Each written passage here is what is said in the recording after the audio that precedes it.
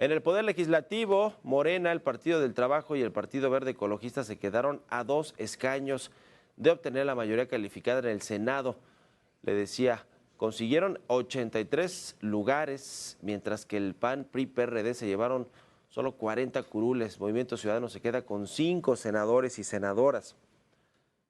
Por el contrario, en la Cámara Baja, Morena y sus aliados lograron un triunfo contundente al conseguir 373 de los 500 lugares para diputados federales. El PAN, el PRI y el PRD tendrán 102 escaños. Ellos tendrán estos lugares, 102, mientras que Movimiento Ciudadano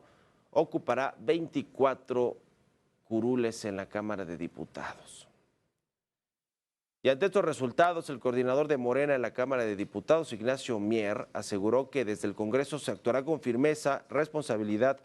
prudencia y apertura. Esto pese a que el jueves pasado declaró que en septiembre su partido y aliados irán por la aprobación del paquete de reformas del presidente López Obrador para concretar su llamado Plan C. Y en cuanto a la jefatura de gobierno y las gubernaturas que estuvieron en disputa en este proceso electoral, los ganadores recibieron la constancia que los acredita como mandatarios electos. A una semana de las elecciones más grandes de nuestro país, autoridades electorales entregaron las constancias de mayoría en las 9 entidades que estuvieron en disputa. Este fin de semana, Clara Brugada recibió su constancia que la acredita como jefa de gobierno electa, tras recibir el 51.75% de los votos en la capital del país. Eduardo Ramírez de la coalición Sigamos Haciendo Historia se convirtió en gobernador electo de Chiapas para el periodo 2024-2030. El morenista obtuvo 79.30% de los votos. Pablo Lemus de Movimiento Ciudadano recibió su constancia de mayoría como gobernador electo de Jalisco. El candidato naranja obtuvo 43.17% de los sufragios. Sin embargo, Morena advirtió que impugnará la elección.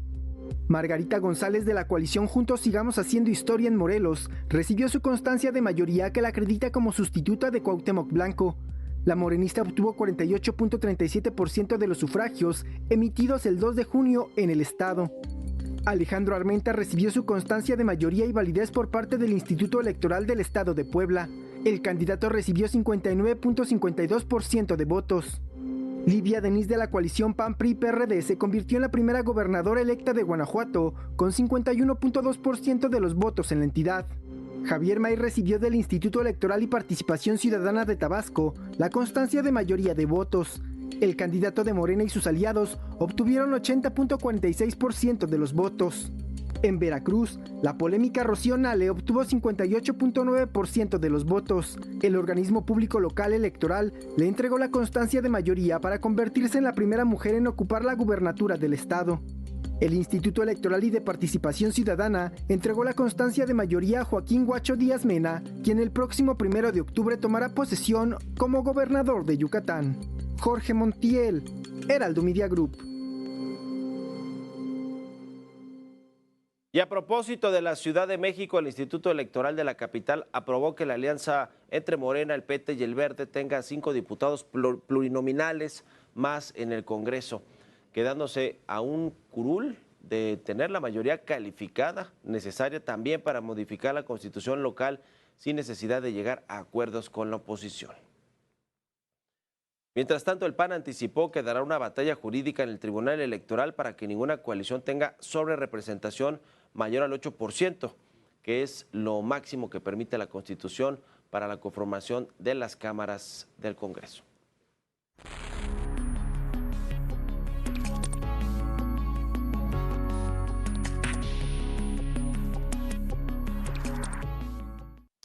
Bueno, pues hoy es un día clave, sin lugar a dudas, para México, para lo que vendrá en las próximas semanas, meses y quizá años, porque en esta conversación que tendrán hoy el presidente López Obrador y la presidenta electa Claudia Sheinbaum se hablarán pues de varios temas seguramente personales, porque se conocen desde hace tiempo, han venido trabajando juntos desde hace muchos años Claudia Sheinbaum y López Obrador, pero sobre todo se hablará de las reformas constitucionales que están en el Congreso y que, pues si bien ya no saldrán en esta legislatura, se buscará que se aborden en septiembre, tan pronto arranque la nueva legislatura de la Cámara de Diputados.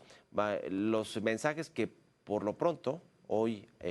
se tienen con respecto al López Obrador, que dice que van y que puede salir la reforma judicial, sobre todo en septiembre, con una pues aprobación fast track, porque si bien ya hubo parlamentos abiertos, discusiones, no se generaron los consensos necesarios y ahora pues podría pasar fast track esta reforma, quizá algunas otras como la de desaparecer organismos autónomos, reformar todo el sistema electoral y otras que tienen que ver con el agua, por ejemplo, ¿no? Cómo se puede distribuir el agua a partir de una reforma constitucional. Le preocupa todo esto a los inversionistas, a los empresarios, y Claudia Sheinbaum por el otro lado ha sido mucho más moderada, ha dicho que hay que esperar a que se evalúen bien las reformas, que no está todo dicho, que hay que hacer parlamentos abiertos, que hay que generar consensos, es decir, todo lo que a los mercados, a los inversionistas, a los grupos de poder, pues los tranquiliza, porque efectivamente no se ve que la aplanadora de Morena, según lo que dice Claudia Sheinbaum, pues vaya a pasar así como así, con respecto a todos los temas torales para México, para la Constitución mexicana, pero no es el discurso del presidente, es decir, hay discursos encontrados entre el presidente en funciones y la presidenta electa, que son, aunque son del mismo partido, del mismo movimiento y aunque son amigos y comulgan con las ideas de izquierda, tanto López Obrador como Claudia Sheinbaum, pero en este tema particular de las reformas no se han puesto de acuerdo. Claramente Sheinbaum no quiere arrancar su gobierno con una crisis financiera, es decir, que los inversionistas realmente, ahora que si se aprueban las reformas en septiembre, pues entonces que sí saquen su dinero de forma más importante que lo que hemos visto esta semana, que de por sí ya fue una semana para el olvido en términos del retroceso que tuvo el peso mexicano frente al dólar y la Bolsa Mexicana de Valores también. Es decir, es un problema que a Claudia Sheinbaum, si bien pues coincide con muchos de estos temas, porque como lo dijo el presidente, pues ella también los anduvo comentando en el proceso electoral, es decir, durante su campaña anduvo comentando todas estas reformas que son necesarias según Claudia Sheinbaum, y así se la cantó el presidente López Obrador el viernes pasado, dijo, pero ella los andaba comentando las reformas en su campaña o no.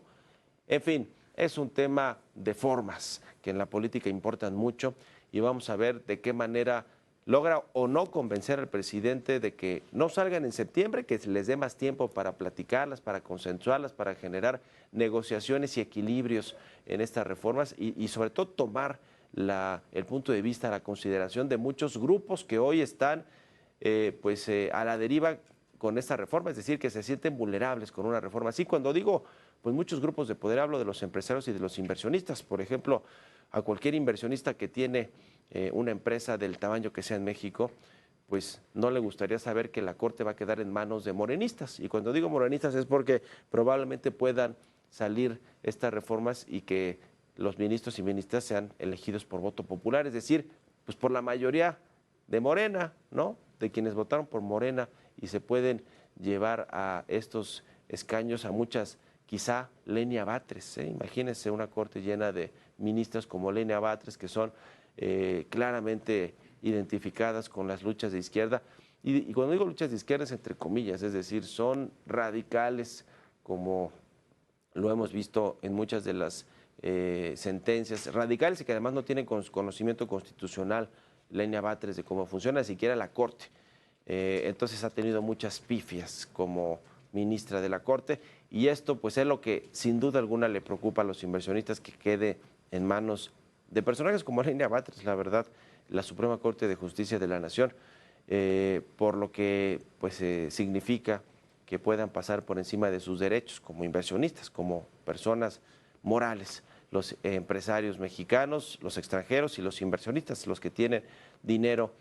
invertido en los bonos del gobierno mexicano, en fin, porque además de todo está inminentemente también la revisión que hagan las calificadoras de riesgo crediticio a México. Es decir, hoy México tiene grado de inversión, lo cual significa que es un país que va a pagarle a los inversionistas que tengan su deuda lo que se comprometió a pagarles. Pero si pierde el grado de inversión, la cosa se le complica a México de forma extraordinaria, en términos de certeza, de confianza, en términos del tipo de cambio, de los mercados financieros y también de la inversión, porque lo financiero pasa a lo macroeconómico y luego a lo económico. A todos nosotros nos afecta una depreciación, una incertidumbre en la inversión, porque pues no llegará más inversión privada y no se generarán los empleos que se espera que se generen y la actividad económica que se espera que se genere. En fin, es decir, es una bola de nieve si se deja crecer. Es lo que no quiere Claudia Sheinbaum, Por eso tuvo estas llamadas con la gerenta directora del Fondo Monetario Internacional, reuniones con BlackRock, el principal fondo de inversiones y gestor de activos del mundo, y por eso mandó de entrada por delante al secretario de Hacienda, Rogelio Ramírez de Alao, que va a repetir como secretario de Hacienda en su gobierno, para que les diga a los inversionistas que van a actuar con prudencia. Pero bueno, aquí la última palabra es política y es de Andrés Manuel López Obrador. Y yo por eso reitero la pregunta que hicimos aquí la semana pasada. ¿Se atreverá el presidente López Obrador a dejarle tanto nerviosismo, tanta incertidumbre y eventualmente una crisis financiera a Claudia Sheinbaum, a su hija política, al inicio de su administración? ¿O convencerá Claudia Sheinbaum al presidente de que sea ella quien saque las reformas, ella y la nueva bancada de Morena en la Cámara de Diputados y en el Senado? Porque finalmente ella es la que se va a quedar con todos estos cambios en su gobierno en los próximos 6 años, ¿no? Es decir, por eso es tan importante la reunión de hoy y la decisión que se tome para ver cómo avanzan las cosas de aquí hasta septiembre, que es el mes clave de este año. Ya lo fue junio con las elecciones, pero lo que viene ahora es septiembre, último mes de gobierno del López Obrador, y donde pueden empujarse las reformas que ya están dictaminadas. Hay dictámenes, no han pasado por todas las comisiones, pero sí hay dictámenes y obviamente pues falta que se lleve al pleno la votación final, pero vamos a ver qué sucede en ese mes clave que es el mes de septiembre.